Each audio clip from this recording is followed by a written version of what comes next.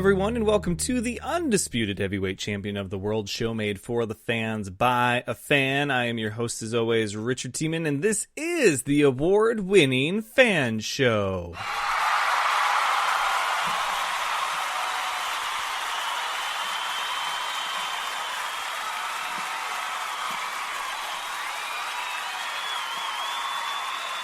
That's right, everyone's a fan of something, and we have got something for every fan, even if you're a fan of the Kansas City Chiefs. That's right. It is Tuesday after the Super Bowl. It is not Victory Tuesday, though, Fan Nation. It is not. And it's... okay.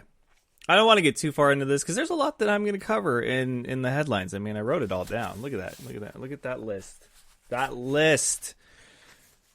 Who made the list? We'll see who made the list. But in all honesty, it could have been a lot worse of a Super Bowl, I guess, if you're going to look at the glass as half full instead of half empty, in a really half empty kind of way. But also, there's, not... I'm just glad there's not controversy. If there would have been that call or that play, there was a few of those plays, we'll be entirely honest, but if there was that call or something like we had seen in big moments kind of all season long, right? We talked about on the last episode how for what it was, the NFL's centennial mark, that it was a pretty damn good season, but there were some controversial moments, and I think that that's okay. That goes without saying. You're going to have those, but there was probably more of a magnifying glass, more of a spotlight placed on NFL 100 because it was the 100th season, and there was a new rule, and you could challenge things that you couldn't before.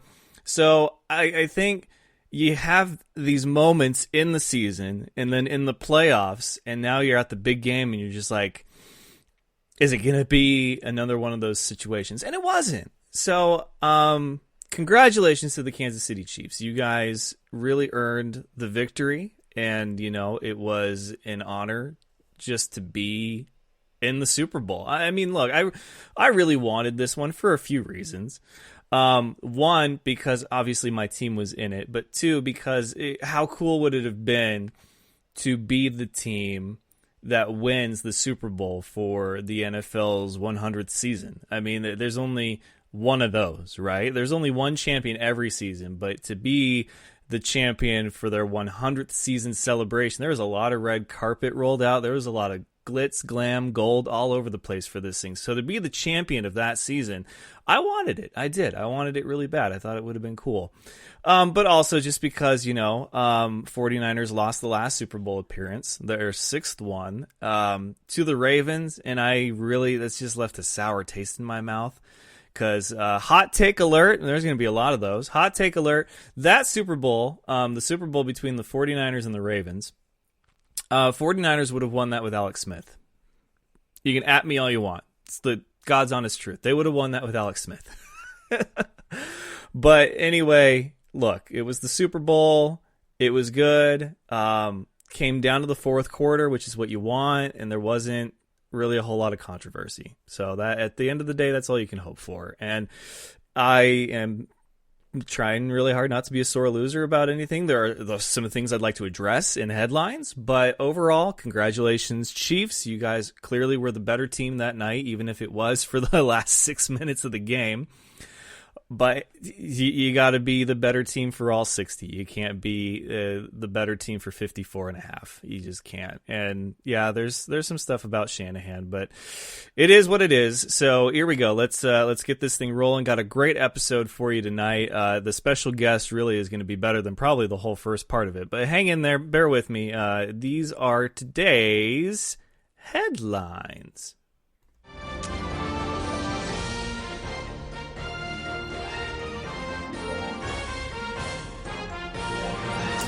Headlines, of course, brought to you by Dynamite Enterprises, where they can customize your world, anything and everything. If you want a Super Bowl trophy as world's best Chiefs fan for the Super Bowl for this season or for forever. They can make that for you. I've seen them make awesome trophies, plaques. They do tablecloths. They do drop and repeats, backdrops. They do business cards. They do shirts, polos, hats, hoodies. They do jackets. They do just really anything and everything that you can think of that you may want to have for promotional marketing or other. Hit up Dynamite Enterprises.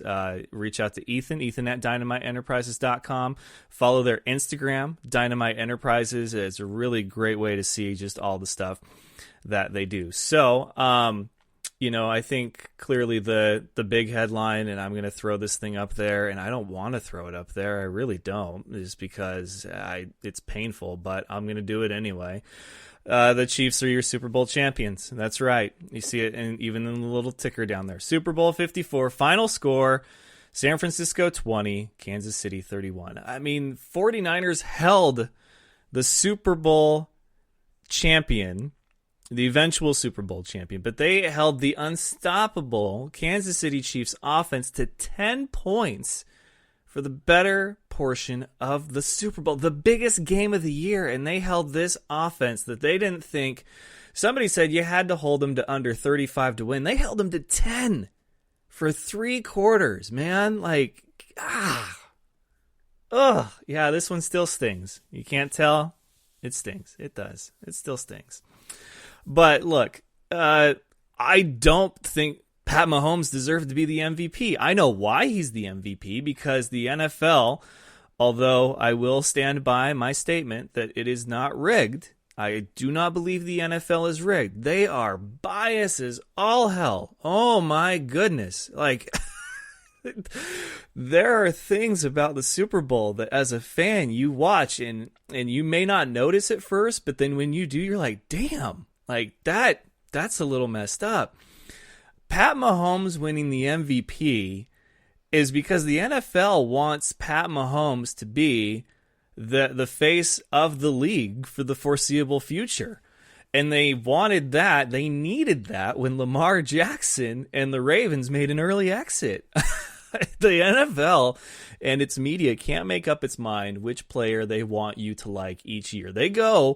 They shove all the chips to the center of the table at the beginning of the season based on last year. This year, who was it? Saquon Barkley, right? Years before that, OBJ, you had Antonio Brown. They make a point to go all in on these guys for fantasy and other, and then when they don't pan out, they have to hit that panic button and try to cling on to what's hot now. Like, who's got the hot hand? Who's the hot face for the NFL? And right now it's Patrick Mahomes. I do not believe he was the MVP of that game. I don't. I think Williams was. There's a lot of people out there on social media, Chiefs fans included, that share that sentiment. I think that he kind of got robbed.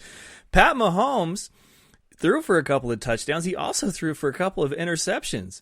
And had it not been for a wide open Tyreek Hill, I don't know if they're the Super Bowl champions. So look, they played a great game. He brought them back, but I do not agree with the choice to make him MVP. So that's a hot take number one, and maybe it's not that hot of a take because I know others out there that feel the same way. I get it because he's the quarterback, and that's the guy that you want as your MVP. Last year, the MVP, you can survey anyone, should have been a punter because of how low scoring that game was and the fact that you didn't have your first points, I think, until the fourth quarter between the Patriots and the Rams. The guy wasn't even an option. Punters weren't even an option. And there are people that are just like, you should totally vote for the punter to be the MVP of the Super Bowl because it's come down to field position and punting. And you couldn't even vote for him. It's just, so Pat Mahomes, I'm sorry. I wouldn't have voted for him as MVP, even as a Chiefs fan. I just don't believe that he was the most valuable player that night. I think it was Williams. I think you can make an argument that it was one of the guys on defense. There was, who was it? The name escapes me, but he had the swatted ball a couple of times right in Jimmy G's face. Tyreek Hill, I don't think did enough. But Williams, man, had it not been for a couple of big runs by him late in that game and even earlier in the game, I don't know if they win. So that's my 2 cents. So I guess question number 1 to you guys, while we go through the headlines, is do you feel Pat Mahomes deserved to be named MVP of Super Bowl 54? I don't. The broadcast was really biased. I made a post on Facebook after the game that said, did anybody else notice that they never once, and some of you are probably like, well, you probably missed it. You were going to the bathroom. Look, okay, my team was in the Super Bowl. I didn't miss a snap. I didn't miss a minute of this broadcast. I peed during the halftime show, and I wish I would have had to pee longer, because that was a mess in itself. But I watched every second of this game, and I will tell you with 100% certainty that they never showed the 49ers watch party at all. The whole broadcast. And they had 2 touchdowns. If it was one, I could see, okay, they missed that one, whatever. But they had 2 touchdowns. So 2 opportunities to show the 49ers watch party, which, mind you, further distance from San Francisco to Miami than it is from Kansas City to Miami. So who's probably going to have more fans at home? San Francisco. But they showed Kansas City after every touchdown. They showed the watch party.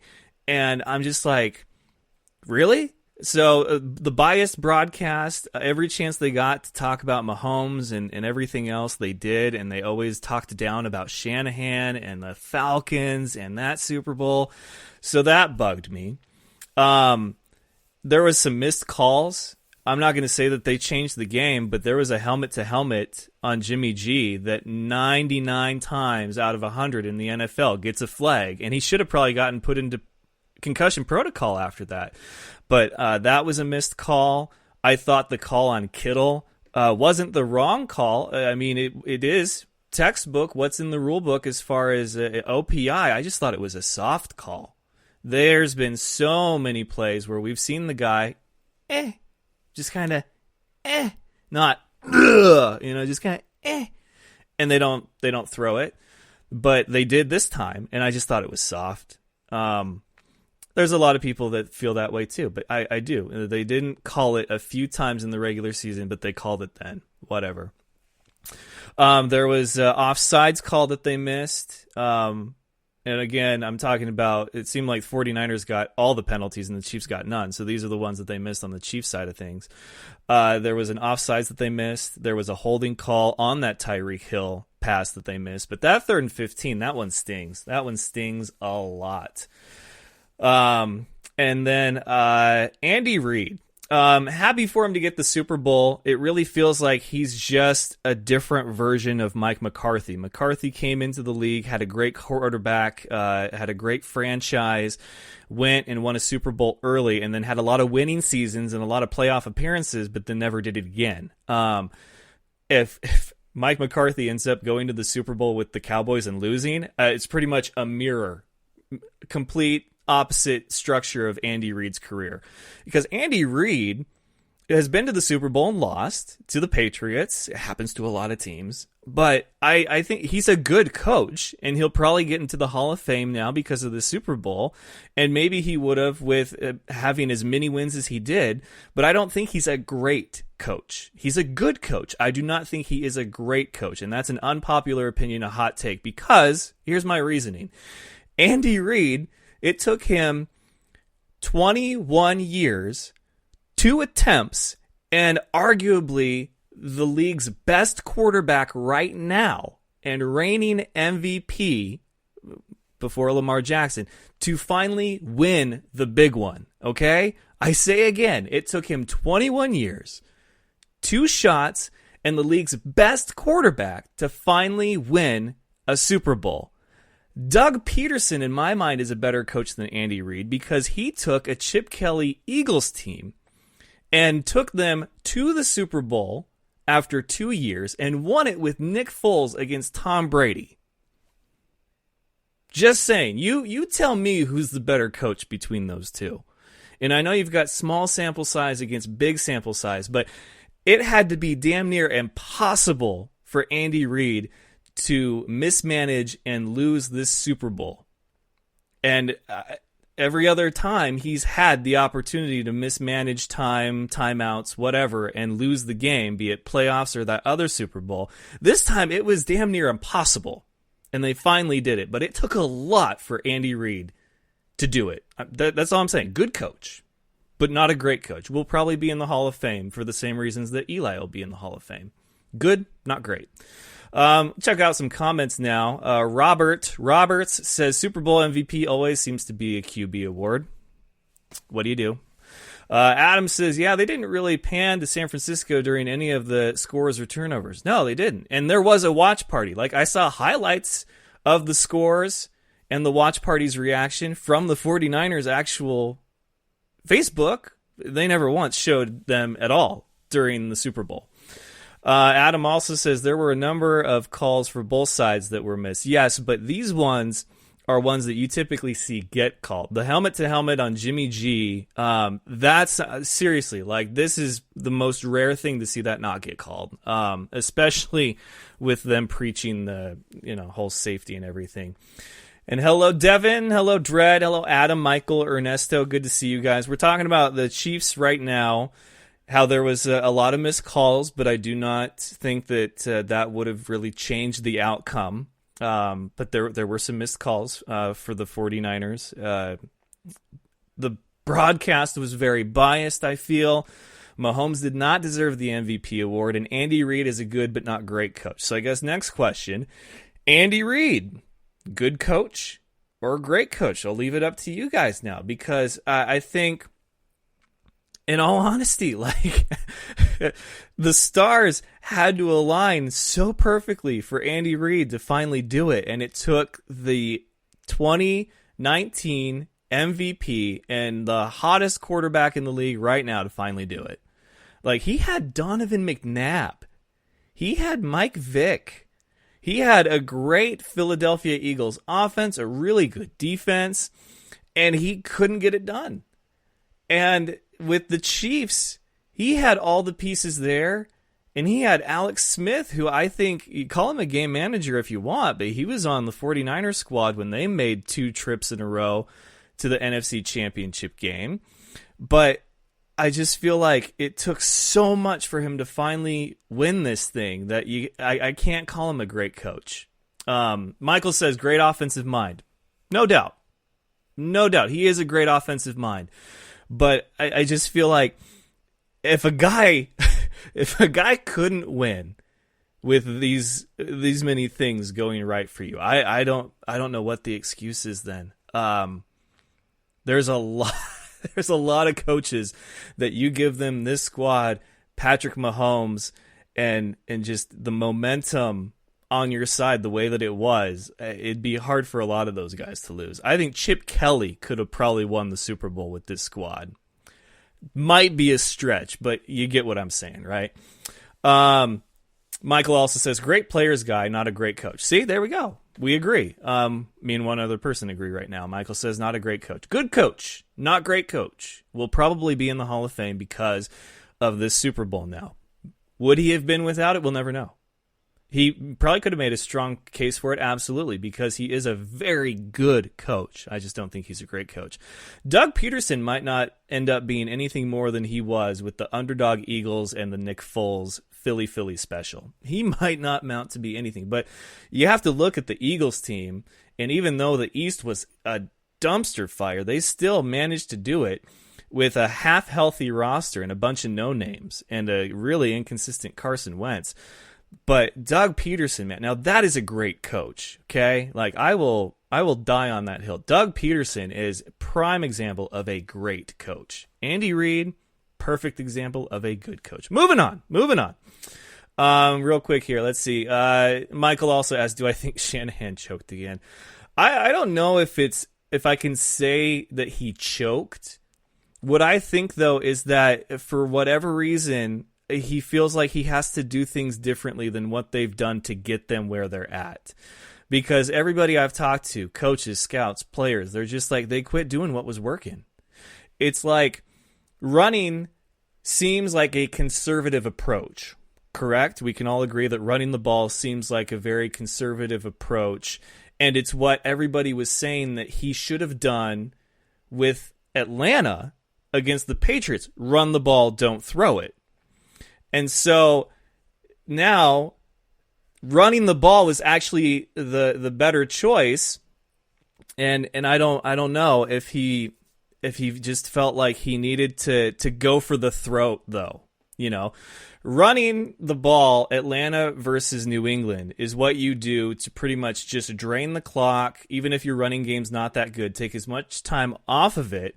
Even if throwing might be the better option because you have Matt Ryan and Julio Jones. So throwing may have been the better option, and the running game may not have been that good for Atlanta, but it's what you needed to do then.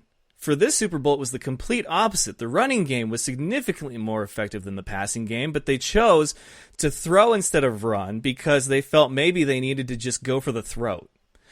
I just disagree with it. So I don't know. I'm not in his head. I'm not on that sideline. It just feels like they went away from what was working for them pretty much that whole last stretch of the regular season and through the playoffs.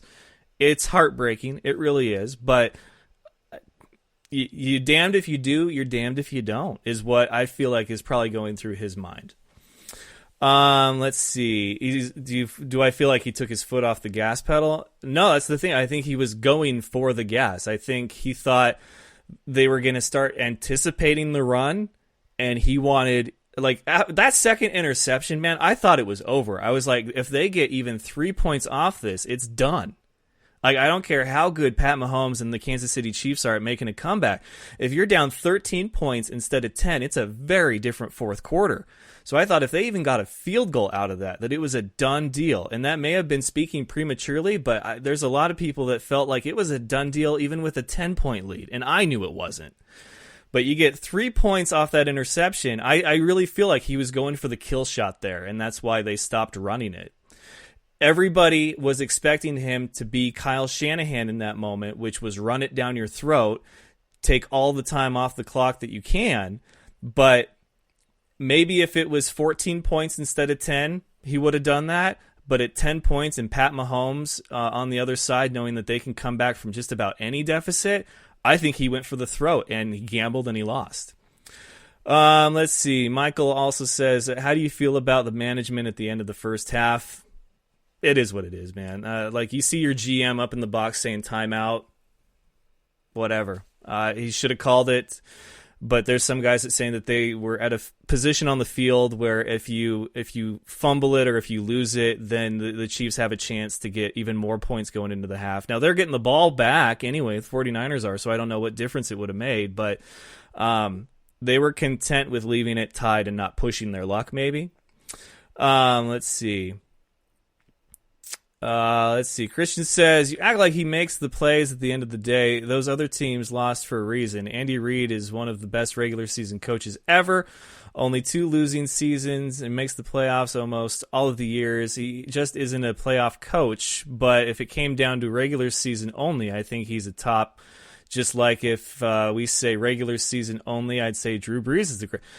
That's a perfectly understandable opinion. There's nothing. I thought for the longest time that Peyton Manning was the greatest regular season quarterback of all time because he got to the big one and he either got knocked out by Tom Brady or he lost to Drew Brees, but then he got his second one. But, Peyton Manning was phenomenal in the regular season. But then, Tom Brady's sitting there in Foxborough in the AFC Championship game, just like, come at me. And every time he got over that hump, though, they won the Super Bowl. But damn, like that's tough. Peyton Manning, I feel, is the greatest regular season quarterback of all time. But look, Andy Reid, I'm not saying that he's a choke artist by any means. I'm just saying that I think he's a good coach, just not a great one. And I also think that being great in the regular season is more evidence to support that sentiment. If you're great, it doesn't just stop in the regular season. If you're great, it goes all the way through the postseason and into the Super Bowl. That's why Bill Walsh and Vince Lombardi and Bill Belichick, they are the greatest coaches of all time because they could not only do it in the regular season, they could do it repeatedly in the postseason. Andy Reid, good, not great. Doug Peterson, great. Let's see here. Robert says, I felt they tried to put the ball in the hands of Jimmy, where maybe it should have been in Mostert's hands. I feel that same way. D'Angelo the Misses says, what are your thoughts on the XFL spot during the Super Bowl or the epic Tom Brady trolling of Hulu? The Tom Brady commercial was probably the single greatest moment of that Super Bowl, just because he is not only one of the greatest quarterbacks of all time, he has now achieved GOAT troll status. I mean, man, I even shared that photo that he tweeted. I'm like, he's done. And, oh, he got us. He got me for damn sure. But man, epic trolling on Tom Brady. I'll applaud that for sure. For sure. The XFL spot was good. I just love that they will play a commercial for the XFL, but then the second that the NFL game has resumed, they back off. They don't acknowledge it. There's been plenty of times where they've come from a commercial break and there's been a promo for a show that's about to start. Remember 24 when it was on Fox with Kiefer Sutherland? They would promote that thing all day long, all game long, all season. When there was a new season of 24 about to come out, they're just like, don't forget Jack Bauer. He's can he do it this time on a new season of 24?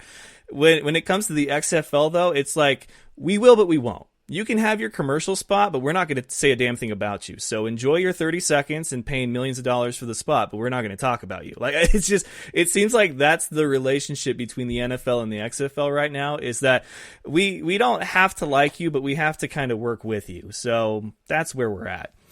Moving on, Super Bowl or rock and roll will probably happen next week. There's just been a lot of stuff that's come up. The halftime show was awful. Look, I don't even want to talk about it. Can we please go back to rock bands? Like, I would love to have more rock bands. It just would mean a lot to me if we could go back to having musical acts that know how to perform on a big stage. And I just felt like Shakira and J-Lo, I get why they did it because they were in Miami, but man, that was just not a good halftime show in my thoughts, and people are pissed. I don't blame them. It was like borderline softcore stripping and pole riding and gyrating, and it's just like, really? Like, this is what we've resorted to? Whatever. So we don't need to really get in that. The IFL, as you see, is 33 days away from its official season kickoff. And then we also have the XFL, speaking of which, is starting this weekend. We'll have kind of a preview episode Thursday, but I thought we should announce tonight that starting next week will be fantastic because we're kind of back to regularly scheduled programming for the Fan Show. This is normally my season finale, is the show after the Super Bowl, but what I realize is that my best episodes are during the IFL, and we are about to start the Fan Show's 5th season of IFL coverage next week, and I'm very excited about that. Tonight's episode and the interview is fantastic. I can't wait. But the best is yet to come, and I think it's going to be a lot of fun to cover XFL or IFL 2020 and XFL 2020. But the IFL, really, I'm very, very excited about. Let's see. Christian says, I'm sure you want the 49ers to re-sign Sanders, but Pettis, Goodwin coming back next year, and already Goodborn and Debo, do you think at age 33 they will let Sanders walk? I thought his leadership and his playmaking ability is something that they really needed. Now, I don't know, can you get that in free agency from somebody else? I know he really likes it in San Francisco, and why wouldn't you? They're a clear-cut contender to go back to the postseason. But I don't know if they keep him. I really don't. I don't think they will keep Pettis or Goodwin. I would keep Bourne and Debo for sure because they're young talent and they've proven themselves in my mind. But Sanders, I think you really need that veteran playmaker in your locker room on the offense, especially at that position. That position is key because we all know that receivers are divas. And he doesn't strike me as a diva type. He strikes me as a guy that you can throw to when you need to, who's not named George Kittle. I would like to see Sanders come back.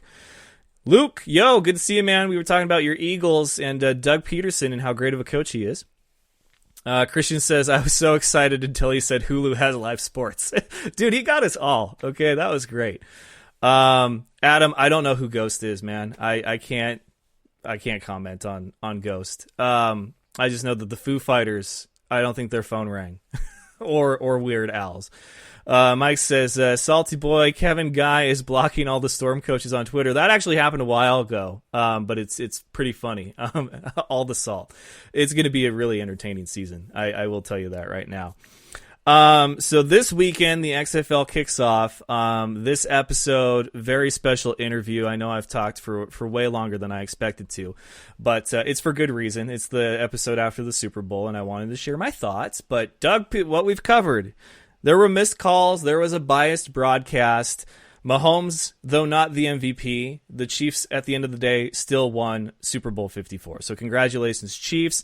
Andy Reid will probably be in the Hall of Fame as one of the goodest coaches of all time, but I don't feel he's a great coach. I feel like Doug Peterson is a better coach than he was for obvious reasons. And it's not just about the regular season. You got to keep that stuff going all the way January, hopefully February. So I think we've done pretty good recap here. And then IFL countdown resuming. New episode Eye of the Storm tomorrow night. And XFL this weekend. So my special guest, just to give you a little backstory, he's Ernesto Lacayo. And for those of you that don't know, I have a soft spot for kickers. I love these guys. I want so bad for these guys to get any opportunity they can at the next level. And although I would love to say that I helped Ernesto more in this is all Ernesto. This is him putting his talent on display and someone being like, you think you can do it? Prove it. And he proved it. So congratulations, Ernesto. He won, mind you. Not only is he, but he won the position of kicker for the Seattle Dragons. The team that I claimed when they announced what markets were getting them in the teams. I'm like, I'm going to be a Seattle guy. Okay, I'm going to try to be, I'll do coverage of the league, but I'm a Seattle guy for this team. Meeting Jim Zorn and being at that event in May, it really sold it for me. But this helps even more. So Ernesto has proved that if you keep at it, that you can do it. And there's so many other guys like him that really deserve opportunities at a level like the XFL, CFL, God forbid the NFL. They really deserve it.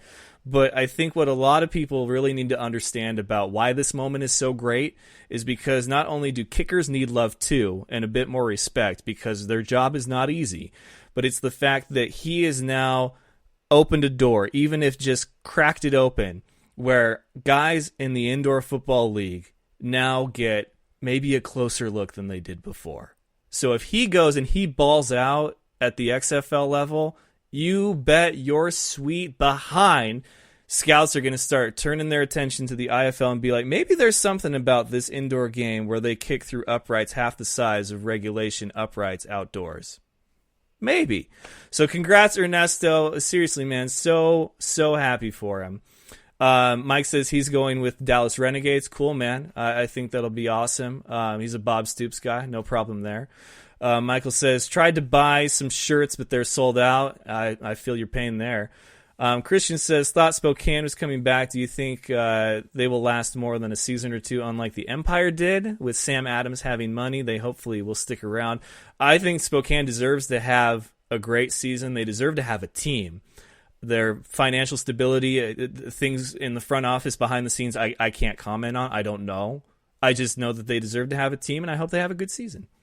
Luke says, I can't stand Andy. He got rid of all the Philly franchisers. Happy for him winning the championship, but still better. Don't blame you. Michael also says, Spokane made the best choice bringing in Billy back. They really did. And Christian also says, they've been sleeping on Craig Peterson for too long. They really have. Sign Craig the Leg. That's the hashtag. You guys have seen it. You all know it. I tweet at every NFL team when there's a missed kick saying, hey, maybe you guys should give my man Craig the Leg a look. But he's going to be kicking in Boston. So who knows? He's going to... I don't know if it's official, but that's the last thing I heard. So good for him, as long as he keeps kicking. So I've talked long enough. We're going to go ahead and enjoy my conversation with the man, Ernesto Lacayo. And I want to thank you guys for tuning in. Of course, I'll wrap up after this interview, but please stick around and enjoy my convo with the newest member of the Seattle Dragons, Ernesto Lacayo. All right, ladies and gentlemen, good people of Fan Nation, making his debut on the Fan Show, and what better occasion than a big congratulations to my man, kicker for the now Seattle Dragons, Ernesto Lacayo. How you doing, my friend? Good, good. Great to be on the show. Thanks for having me. Yeah, man. Look, we all know I've got a soft spot for IFL guys, and I have an even softer spot for kickers. And to see one of you guys do incredibly well, so much so that you get an opportunity at another level, is huge. I feel like it's a win for me, and I'm not even on the team, you know. But congratulations! I can't say that enough. And I know some guys are probably like, "Oh, it's just the XFL." No, you know, it's so much more than that. So truly, honestly, congrats on that. Walk me through this, because you and I had talked at CGS. It was great to see you there. You were putting in work, and you know, I finally got to meet you in person because we had talked a bit online before. But how did this whole thing come about? Well, I mean, the way it worked here is that, you know, one of my mentors and good friends, Garrett Hartley, who was was signed with the Dragons, you know, he was let go due to medical issues. I mean, unfortunately, they didn't let him go with his pretty much with his surgery that he had. And so since he didn't pass through there, you know, he gave me a call and put my name in, and also Nick Novak, another good kicker with the LA team, put my name in. They wanted me to be there and win the job. So once that was they got the ball rolling, they gave me a call, and then they brought in three guys that we all kick with in the San Diego area, and we competed for the job, and the best man won the job, pretty much. Well, obviously the best man won the job. It was you there, but hey, look, it's no easy thing. I used to razz kickers, you know, because I felt like they only had one job to do. But I've attempted field goals myself, and it is no easy feat. But you guys are pros at it, so obviously there's going to be a higher level of expectation. But there's been some people that are not pleased with the XFL, and it's, I guess you'd call them publicity stunts, really. Chad Ochocinco, also known as Chad Johnson, said that he was going to try out for the XFL as a kicker, and then, of course, there was the PFT commenter from Barstool that, I don't know how serious that whole thing was, but I guess he was seriously submitting his name into the pool of kicking prospects for the XFL, and that's not one, but then two opportunities taken away from guys like you at a different level, trying to get to the next level, that have put in the work for years and have, you know, right, damn near perfected your craft. Like, how do you feel about that whole thing, and what's the vibe you've gotten since your time, although short, with the XFL? Well, I mean, I believe that everyone deserves an opportunity as long as they're willing to put the work in and really, you know, honing on their craft. And it's one of those things, there's tons of kickers. And that being said, with so many free agents, when the opportunity arises, you have to take advantage of it. And with publicity stunts, I mean, it happens. We hear it, we roll our eyes, but we can't get too worried about it, because sometimes we still have to focus on the task at hand and get work and stay the discipline on the grind. So we just try to ignore those kind of things. And then, you know, when you are presented with the workout, you have to be dialed in. They don't want to see guys who are, you know, just kicking videos from certain distances. And we all know those who are consistent at their craft, when you see them in person, you can tell when they're on video, they're like, yeah, this guy does it every single day, as opposed to people posting 60 to 70-yard field goals and not realizing, okay, the volume's been, you know, taken away, there's wind behind them and such, and who knows how long it takes it's taken them to get that one kick. But it's been a journey at that, and being able to represent, you know, the indoor arena kickers, it's a big win for us. And I don't plan to look back, and I just continue to make progress, get better at this, and also hopefully open the gateway for the next round of arena kickers. Yeah, and you know what? I mean, I don't mean to offend at all by saying this. In fact, I mean this with the highest matter of compliments I can, that you and I very alike in this situation, because I don't know how big of an impact this will have on football collectively. But I think what people need to realize is that if you even play so much as just one game for them and make one field goal, that's an opportunity, that's now a door cracked open that was previously seemed kind of shut. And for me on my end, I was told that in order to get into the line of work that I'm now in, that there were steps that you had to take, a path you had to go. You had to go to college for X amount of years, study communications, and then you had to go and basically be a grunt for however many years, getting coffee, whatever, work your way up an endless ladder to finally get your big opportunity. And I said, there's got to be, if not a better way, just at least a different way. And so I started the F.A.N show. I put in the work. I got my name and my face out there. I proved that I could do it. And then now I work for a team in the league that I love. And I know that this isn't the last stop, but it's definitely a stop that I think 4 or 5 years ago when I started this didn't really hit me that it could be a possibility until you start putting in the actual work. And for you and the rest of the guys out there, it's a small step, sure, going from IFL, XFL, because there's a lot of question marks around that league.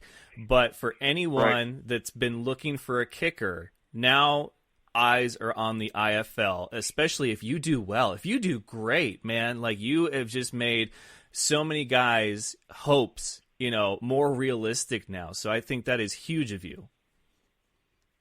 Right, and that's the thing that something that I wanted to take on my shoulders years ago in arena and just prove to the world, because there's a bunch of arena kickers that are very solid. I can name 10 great arena kickers that should get opportunities, should have gotten opportunities, but unfortunately, there's been a stigma against us. And everywhere I've gone, from combines to workouts, to even this opportunity here, it's one of those things that they're surprised. They're like, man, you're an arena kicker. You're pretty accurate. I'm like, yeah, when you have to kick a football through a 3-yard wide goalpost, it make you accurate. It make you, it made you see a lot of things a lot different. And plus, one of the biggest things when I was coming to this workout, I had yet to ever kick an XFL ball. And a lot of guys, when you're young, you start to worry too much about things you can't control. And as far as the football, I tell people, when you can kick an IFL/arena ball and be successful at it with the many kickers that we have in all these years, you can kick any ball. And you don't try to focus on those things. And when I came here, all it takes is about a kick or two to get acclimated with it, and you just do the same thing you've always done. And my grind has always been there, and I've had many opportunities to continue to grow and to learn. And when a competition arises, you have to take advantage of it. You can't look back. As I tell young kickers, you can have bad kicks, but you can't have bad days.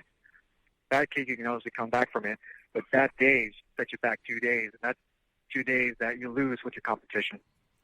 Yeah, and you brought up a good point about just the advantage that you have as an arena kicker that I don't think many people see as an advantage. But yeah, I always tell people when they're just like, what makes that guy so special? He makes a career out of kicking through goalposts that are half the width of the regulation at the big league, So yeah, there's a little bit of a skill set there, especially they don't even factor in the different arenas where maybe a scoreboard's in the way, and now you've got to really up your game. So there's a lot of things that I think go unappreciated at the arena and indoor level, and I'm really I'm rooting for you, man. I totally am, 110%. How different are the balls? Because I know that I'm looking at one of my IFL balls right now, and I think the tips are a little bit more rounded. What's the key differences between that, an NFL, and then an XFL ball? To me, the closest that the XFL ball is compared to the NFL and the IFL is not the newest AFL ball that they had this last season before they folded. It was the ball that they've used for years when I was with the Vegas Outlaws and the Portland Steel. It's very similar to that. Now, as far as it's a little bit more narrow, so it's not as fat as it, so it does fly better outside. But there's not much of a difference, honestly. I mean, if you're used to kicking an NFL ball, it's just fine. But like I tell people all the time, they're like, you kick the ball so well with the XFL ball and at the workout. And I always just tell them, like I said, the IFL ball forces you to really hone in on your craft and understand that there's a different swing between the outdoor game and the indoor game. And that's something that I learned when I was in a younger part of my career and adjusting to it in order to be successful, because it's when a person comes into their first year in the arena/indoor game, it's a learning curve, and it's a reality check. And most guys who are successful, they go back to the lab and they get better, and they start fine-tuning some things, whereas other guys, you know, they don't like to miss, which they know it's going to happen. They tend to leave the game, and then, you know, they start bad talking about the arena. And in reality, like, I've seen some of the best arena kickers, and still some that should deserve an opportunity, that it could work. And with the rules of the XFL, the arena game, to me, is so beneficial with the kickoff rule and placement. And what did help me win the job is being able to place the ball on a kickoff and onside kicks. It's interesting and crazy to think that a lot of kickers don't work on them. And they told me when they saw my onside kicks, they were just like, wow, we don't ever see people do this so easily. I'm like, well, you should see our arena game. We do this quite a lot. Yeah, it's crazy when people finally realize just how much skill there is. And you know what's really sad is, you know, we were talking about publicity stunts earlier. It seems like in the game of football, the only people really victim to the publicity stunts on a regular basis are the kicker and the coach. You're never going to see somebody win a sweepstakes to go down and play quarterback for one play, right? Like, you'll see somebody win a sweepstakes to go and call a play one time as the head coach for a down or whatever. And then, of course, the whole Cody Parkey thing in the playoff game, they had a bunch of people come out trying to make that kick. You know, if it's so easy, well, you do it. But, you know, it's just you guys are under so much scrutiny on and off the field that I really do have a tremendous amount of respect for you and everybody else that I've gotten to know from the kicking community. But so the XFL, we have kickoff this weekend, so not much of a break from football before we get right back into it. How's your vibe feeling like this league? Does it feel different? I don't know if you were a fan of the last one, but like what's the overall mood that you're getting from being there? Well, just from this organization that I'm with, the Seattle Dragons, they're ran really well, and they have everything top notch from equipment to meetings to everything, very structured. And it's probably the most structure I've had since college. But I mean, everything seems to be pretty good right now. And now obviously we'll see with the games and the TV and the fans. One thing I've always told people with Arena, I'm like, you live and die by your marketing. And I've been on a lot of teams that have folded, and it's always been on marketing. So it's a matter of being able to win, one, and also being able to win the crowd and bring them in and everyone to buy in, because it's great that there's football in the spring. And people are like, there's never football in the spring. I'm like, oh, there's always been football. There always has. That's the thing. I'm like, hey, we're here. We're here, and it's pretty fun. I always tell people, you should watch an arena game. You might see someone run into a wall or two. So, and they get excited about that. But so far, it looks everything very, very good.